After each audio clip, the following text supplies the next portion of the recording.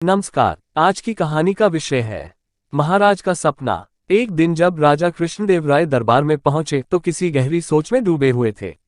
जब वे सिंहासन पर विराजे तो दरबार की कार्यवाही प्रारंभ करने के पूर्व दरबारियों को बीती रात देखा अपना सपना सुनाने लगे। सपने में महाराज ने बादलों के बीच उड़ता हुआ एक सुंदर महल देखा था, जो बहुमूल्य पत्थरों से बना हुआ था। हरा भरा बगीचा और फव्वारा उस महल की शोभा बढ़ा रहे थे। इतने में ही सपना टूट गया था, किंतु महाराज उसे भुला नहीं पा रहे थे।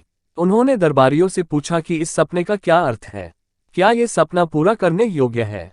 तेनालीराम कहना चाहता था कि इस तरह का सपना व्यर्थ होता है, इसे भूल जाना चाहिए। किंतु उसके कहने के पहले ही राजगुरु बोल पड़ा, महाराज, मेरे विचार में आपको ये सपना इसलिए आया ताकि आप इसे पूरा कर सकें। आपको अपने सपनों के महल का निर्माण करवाना चाहिए। राजगुरु लोभी और धूर्त प्रवृत्ति का व्यक्ति था। वह चाहता था कि महल निर्माण की जिम्मेदारी उसे दे दी जाए, ताकि वह निर्माण में व्यय किए जाने वाले धन को स्वयं हड़प ले। तेनालीराम राजगुरु की योजना समझ गया था, किंतु वह कुछ कहता उसके पहले ही महाराज ने महल निर्माण की जिम्मेदारी राजगुरु को सौंप दी और उसे अगले ही दिन से कार्य प्रारंभ करने का आदेश दे दिया। दिन गुजरते रहे, राजगुरु ने महल निर्माण का कार्य प्रारंभ नहीं किया। महाराज जब भी उससे महल के बारे में पूछते तो वह निर्माण में हो रही देरी का कोई न कोई बहाना बना देता।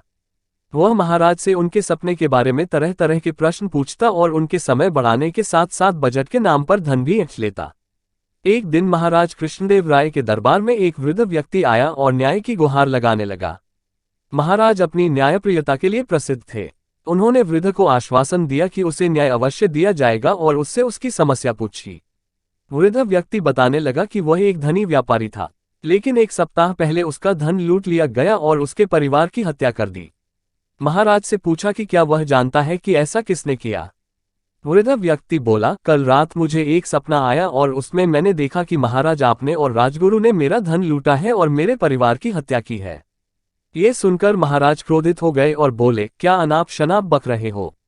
तुम्हारा सपना मात्र एक सपना है, वो सच कैसे हो सकता है? वृद्ध व्यक्ति ने उत्तर दिया, मैं उस राज्य का निवासी हूँ जहाँ के राजा ने एक सपना देखा और अब उस असंभव सपने को पूर्ण करने में लगा हुआ है, तो अवश्य ही मेरा सपना भी सच ही होगा।